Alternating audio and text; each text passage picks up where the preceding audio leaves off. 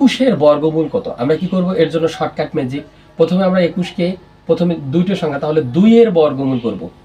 2-এর বর্গমূল, আর এখানে কত থাকে? প্রথমে প্রথম সংখ্যাটার বর্গমূল, তারপরে দ্বিতীয়তে 2-এর সাথে এই যে দুটো সংখ্যা থাকবে সে দুটো গুণ দেব, গুণ, এবং তাদের সাথে তার 2 গুণ, যে সংখ্যাগুলো থাকবে তার 2 গুণ, এবং শেষে সর্বশেষ কি করব?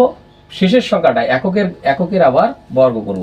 তাহলে দেখেন এখানে এটা হচ্ছে 2-এর উপর বর্গ করলে 4, 2 1 2, 2 2 এটা হচ্ছে 4, আর এটা 1-এর উপর করলে 1, তার মানে এটার বর্গ সংখ্যা হচ্ছে 441। 32-এর, তাহলে দেখেন 32-এর ক্ষেত্রে কি হবে?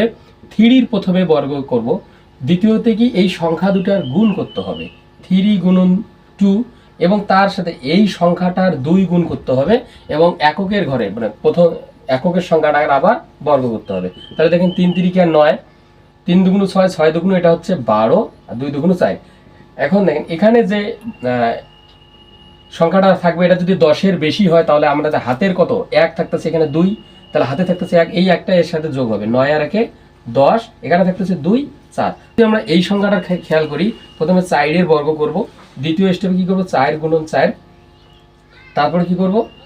এর সাথে 2 গুণন, এবং শেষে কি করব? 4-এর উপর স্কয়ার করব। তাহলে 4 4 16, 4 4 16, 16 2 32, আর 4 4 হলো 16 দেখে, তাহলে 16 আর 3 19, 19, আর এখানকার কত আছে? 1, এখানে 6 থাকবে, আর এখানকার 1 এর সাথে এসে যোগ হবে, তাহলে 2 আর 1 3, আর এখানে থাকে 6, তাহলে দেখেন 19 36, এটার বর্গ সংখ্যা হবে 19 36।